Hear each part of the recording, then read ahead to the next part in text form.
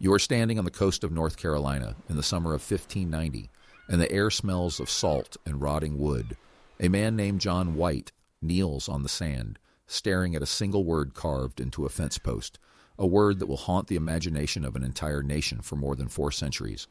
The word is CROATOAN, and it is all that remains of 117 men, women, and children who were alive just 3 years earlier. Every bone, every cooking pot, every scrap of clothing is gone, as if the earth itself opened and swallowed them whole. There is no sign of a struggle, no pile of ash from a fire, no grave.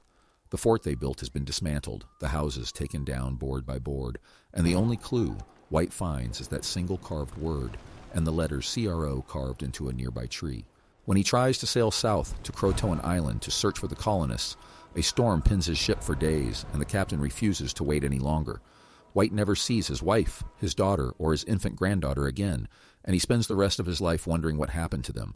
This is a story you think you know, a classroom mystery from a history textbook with a neat little bow on it.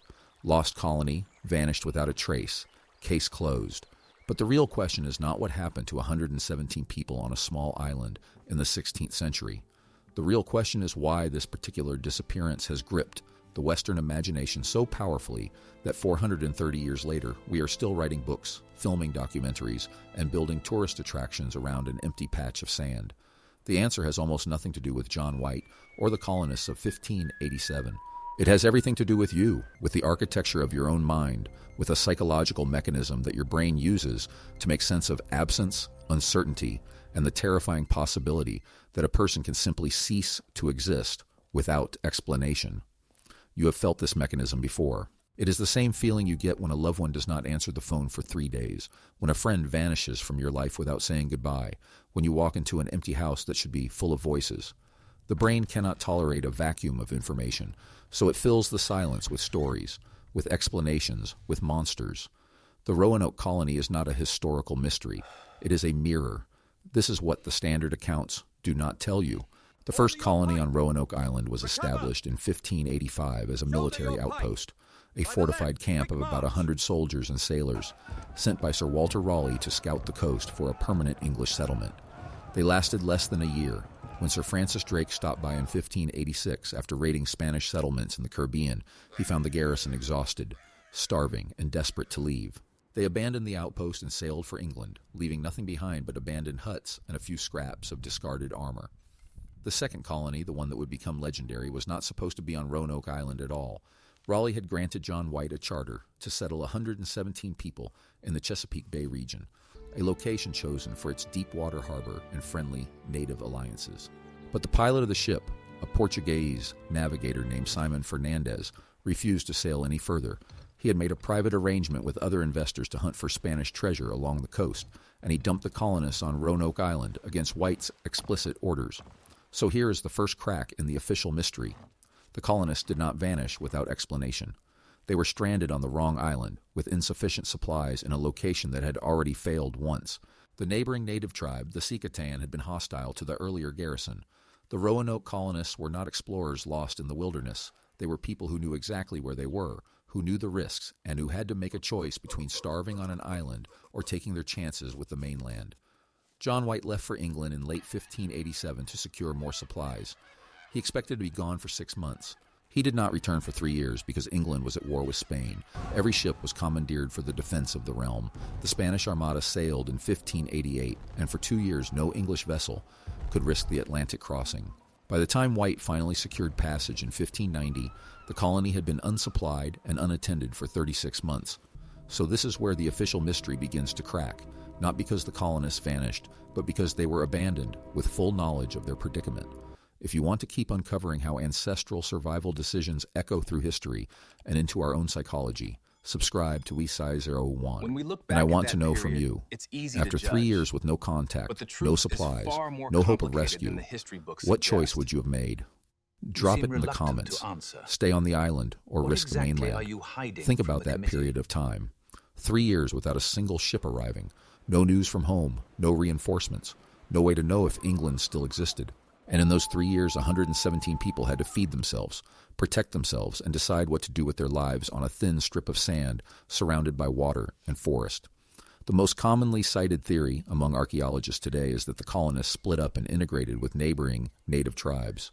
The CROATOAN carving is consistent with this, CROATOAN being the name of both an island and a friendly tribe. But here's the detail that never makes it into the simplified version. The word CROATOAN was carved without a cross, which was the distress signal that White and the colonists had agreed upon. If the settlers had been attacked or forced to leave against their will, they were supposed to carve a Maltese cross next to the name. The absence of the cross suggests that the departure was voluntary. This is where the psychological machinery begins to reveal itself. Because even with this evidence, the popular imagination rejects the simple explanation. It insists on something darker, more dramatic, more haunting. The colonists could have integrated, could have married into the CROATOAN tribe, could have slowly dissolved into the native population over generations. There is even DNA evidence suggesting that some modern residents of coastal North Carolina carry European markers that trace back to the 16th century English settlements. But that version of the story does not satisfy something deep in the human mind. The narrative that sticks is the one about vanishing without a trace, about empty houses and carved words, and the eerie silence of a settlement that simply stopped existing. You have probably heard the theory that the colonists were murdered by a secret Spanish mission sent from Florida to eliminate the English presence, or that they were sacrificed in a native ritual, or that they tried to sail back to England in a small boat and drowned, or that a disease killed them all and the bodies were scattered by animals. Every single one of these theories has been investigated. Every single one has been found lacking. The Spanish records show no expedition to Roanoke in the relevant years. The native oral traditions do not describe a massacre of white settlers. No mass grave has ever been found, despite centuries of archaeological digging, and yet the absence of a definitive answer has only made the story more magnetic, not less. This magnetic pull has a name in the psychological literature. It is called the need for closure, and it is one of the most powerful and least understood forces in the human brain. When a gap in information appears, when there is a missing piece in a sequence that should be continuous, the brain generates a negative emotional state that is deeply uncomfortable. It is the same feeling as a musical melody that stops on the wrong note, a sentence that trails off, a door that should open but does not. The neuroscientist who first described this phenomenon in the 1990s found that the dorsal anterior cingulate cortex activates strongly when the brain detects an information gap. This region is involved in error detection, conflict monitoring, and the feeling of being wrong. In other words, your brain treats the absence of information as a form of error, as something that needs to be corrected immediately, and the cost of this error detection is high enough that the brain will accept almost any explanation, even an improbable one, to make the feeling stop. This is why the Roanoke colony is not merely a historical puzzle. It is a cognitive trap. The more you learn about it, the more information gaps it creates, and the more your brain demands closure. The CROATOAN carving creates a gap, then closes it partially by suggesting a relocation. But then a new gap opens. Why did John White not find the colonists on CROATOAN Island? And the storm prevented his search, which creates another gap. Why did no one ever find their remains? And the forest, the elements, the erosion of 4 centuries could have erased everything, which creates still another gap. The mind spins in circles, chasing explanations that never quite arrive. There is an experiment in social psychology that illuminates this perfectly. In the early 2000s, researchers showed participants a series of photographs of a man and a woman having a conversation. In one version, the photographs tell a complete story. They meet, they talk, they part. In another version, the middle photograph is removed, so the sequence jumps from the 2 people sitting far apart to the woman walking away while the man watches the ground. Participants who saw the incomplete sequence were significantly more likely to report that the man had said something cruel, that the woman was angry, that something bad had happened. They filled the missing frame with a negative inference. Your brain does this automatically without conscious effort every time it encounters an incomplete sequence. It is the same mechanism that makes you assume the worst when a text message goes unanswered for an hour, the same mechanism that turns a creaking floorboard into an intruder, the same mechanism that transforms 117 missing colonists into a supernatural vanishing. Now we arrive at the core of the matter. The reason the Roanoke colony has haunted the American imagination for 430 years is not that it is uniquely mysterious. It is not. There are dozens of lost colonies, abandoned settlements, vanished expeditions that history has quietly forgotten. What makes Roanoke different is that it happened at the fertile edge of the known world, in a place where European maps still had blank spaces marked here by dragons, at a moment when the English were just beginning to imagine an empire across the Atlantic. The colony became an empty vessel into which every generation could pour its own fears. This empty vessel mechanism is not a historical curiosity. It is how your mind operates on every ambiguous situation, projecting the shape of your own fears into the gap. If you want to keep seeing these hidden architectures of the human psyche, subscribe so you can follow the trail deeper into the darkness we all carry. And in the comments, tell me, what is the fear that your generation pours into the missing frame of Roanoke?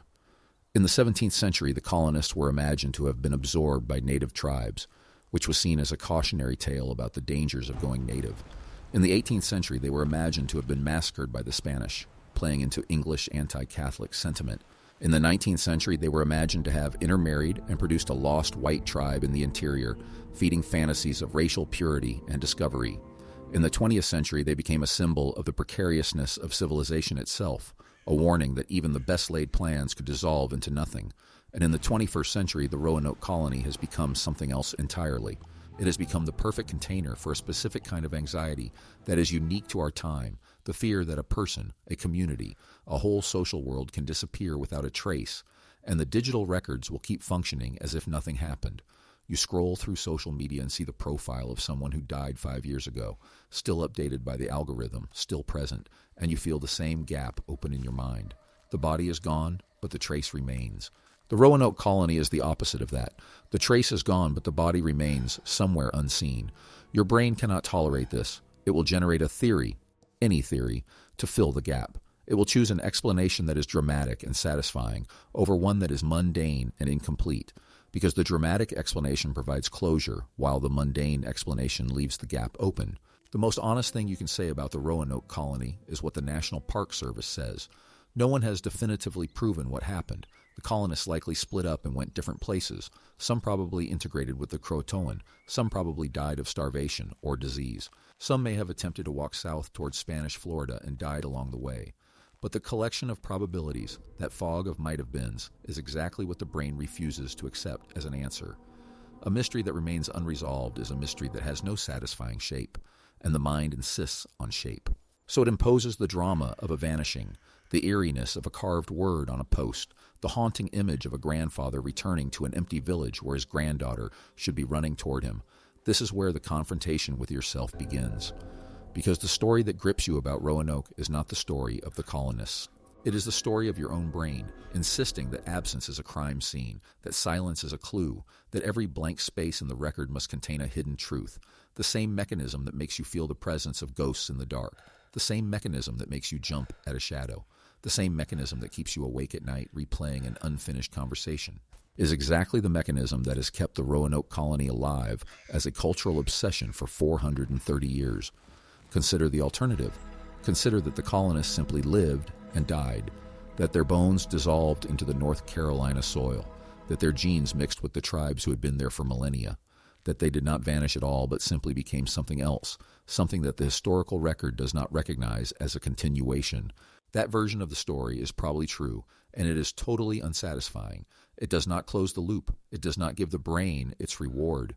You are standing at the edge of that unsatisfying truth now, and you have a choice. You can accept it, settle into the discomfort of not knowing, and let the mystery dissolve into the ordinary texture of history. Or you can continue to spin explanations, to fill the gap with drama, to treat an empty patch of sand as if it holds the secret of human existence. The choice is not about the Roanoke colony. It is about what kind of relationship you want to have with uncertainty itself.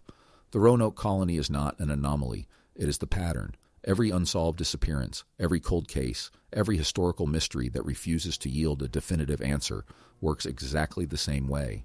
The brain treats the missing information as a threat, generates an explanation to neutralize the threat, and then mistakes its own invention for reality. The monster in the dark is never the monster. It is the gap in your perception that your own mind filled with fear. 40,000 years ago, your ancestors sat around a fire and heard a sound in the darkness beyond the flames.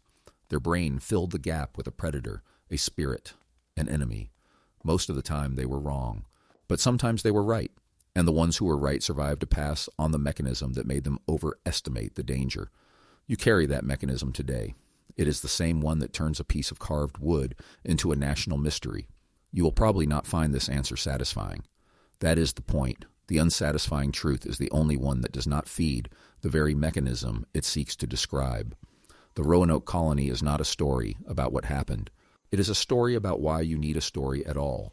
And that is a mystery that even 400 years of searching will never solve, because the thing you are looking for is the thing doing the looking. There is a secondary layer to this mechanism that makes it even harder to escape. The brain not only fills gaps with explanations, it also assigns narrative weight to objects that were never designed to carry it. A carved word on a post, a missing cross, a storm that delayed a search by a few days. These become the pillars of an entire mythology because the brain treats them as clues in a story that has already been written. But they are not clues. They are simply details that survived the erosion of time, arbitrarily preserved while other details vanished. The difference between a clue and a coincidence is entirely dependent on the story you have already decided to believe. If you believe the colonists vanished into a supernatural void, then the missing cross is a deliberate omission, a coded message from people who knew they were about to be taken. If you believe they integrated into the CROATOAN tribe, then the missing cross is just a minor detail, a piece of information that was never considered important enough to carve because the departure was peaceful and expected. The object itself has not changed. Only the frame around it has shifted. This is why the same set of facts can generate dozens of incompatible theories, each one perfectly logical within its own frame. The Spanish massacre theory is airtight if you assume the Spanish secretly discovered the colony and wiped it out. The integration theory is airtight if you assume the colonists made a pragmatic decision to leave. The starvation theory is airtight if you assume they stayed on the island and ran out of food. The facts do not change. The frame changes. And the frame is chosen not by evidence but by the emotional needs of the person doing the choosing. There is a specific word for this in cognitive science. It is called the framing effect, and it was first demonstrated empirically by the psychologists Amos Tversky and Daniel Kahneman in the early 1980s. They showed that the way a problem is presented, the frame around it, alters the decision people make even when the underlying information is identical. A medical treatment described as having a 90% survival rate is chosen far more often than the same treatment described as having a 10% mortality rate. The numbers are the same, the frame is different, and the frame determines the response. You have been framed the moment you heard the story of the Roanoke colony. The frame is the vanishing, the mystery, the disappearance that defies explanation. The frame was built by John White's journal, by the dramatic return to an empty settlement, by the single carved word that became the only witness to the event. The frame was then reinforced by 4 centuries of storytellers who understood, consciously or not, that an unsolved mystery sells more books than a solved one, that a gap in the record is more valuable than a filled page. The framing effect is not a flaw in your thinking. It is the architecture of your thinking itself, and you have just watched 400 years of it build a mystery from nothing. If you want to learn how to see the frames others are placing on you, and to start noticing the gaps between what happened and what you were told, subscribe and stay with this channel. And in the comments, share one decision from your own life where you realized the frame around the information changed, which choice seemed obvious. I want to know how often you recognize it now that you have seen the mechanism. There is a concept in evolutionary psychology called the agency detection device, the hyperactive tendency of the human brain to infer the presence of an intentional agent behind ambiguous events. When you hear a rustle in the grass, your brain does not first consider the possibility that it is the wind. It first considers the possibility that it is a predator, a human, a threat. This is because the cost of missing a real agent far outweighs the cost of falsely detecting one.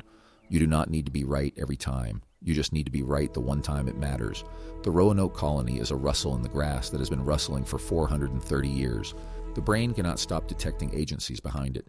It must be someone, something, some force that caused this absence. The idea that there is no agent, that the absence is simply the result of ordinary human decisions and ordinary human deaths, is cognitively unacceptable. It feels like the wrong note in the melody, the door that does not open.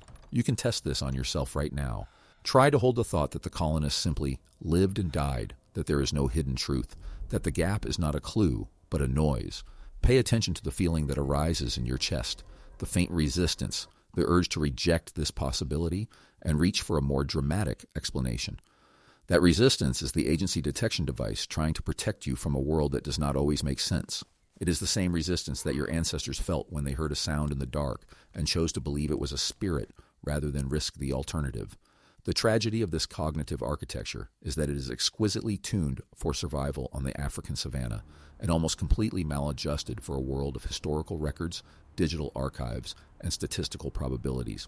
Your brain evolved to solve the problem of whether a rustling bush contains a lion, not the problem of whether a 400-year-old settlement contains a hidden truth. The tools are the same, but the scale is wrong. You are using a lightning rod to catch a raindrop. This mismatch between the ancestral environment and the modern one explains not just the Roanoke colony, but an entire class of cultural phenomena that function as cognitive attractors. The Loch Ness Monster, the Bermuda Triangle, the Mary Celeste, the death of the Romanovs, the identity of Jack the Ripper. Each one is a gap in the record that the brain cannot stop filling with theories. Each one generates a vast literature of explanations that are always just out of reach of confirmation. Each one persists not because it is genuinely mysterious, but because the cost of resolving it, of accepting the unsatisfying truth, is higher than the cost of maintaining the mystery. There is an archaeological site in modern-day Turkey called Çatalhöyük, dated to approximately 7100 BCE, that contains evidence of exactly this kind of cognitive pattern in the deep past. The inhabitants of Çatalhöyük buried their dead beneath the floors of their houses, and they repeatedly replastered the walls, layering new paintings over old ones. When archaeologists excavated the site, they found that certain motifs, particularly images of large, dangerous animals like leopards and bulls, were painted over and over again in the same locations, as if the act of painting was itself a form of reassurance, a way of containing the danger by representing it. You do this every time you read another theory about Roanoke. You are painting the leopard over and over again because the act of representing the danger makes the absence more bearable. The theory is not the discovery. The theory is the replastering of the wall. What the Roanoke colony asks of you is something far more difficult than solving a mystery. It asks you to sit in the discomfort of not knowing, to hold the gap open without filling it, to tolerate the hum of unresolved cognitive dissonance without rushing to silence it. This is a skill that civilization has systematically trained out of you. Every algorithm you use, every search engine, every recommendation system is designed to close gaps, to provide answers, to fill the silence with content. The modern world is a machine for the elimination of uncertainty, and the Roanoke colony is one of the last places where the machine fails. The colony is not a mystery. It is a mirror held up to the machinery of your own mind, showing you the gears and levers that spin every time you encounter a blank space. The carved word, CROATOAN, is not a clue. It is the mark of the mechanism, the signature of a brain that cannot leave absence alone.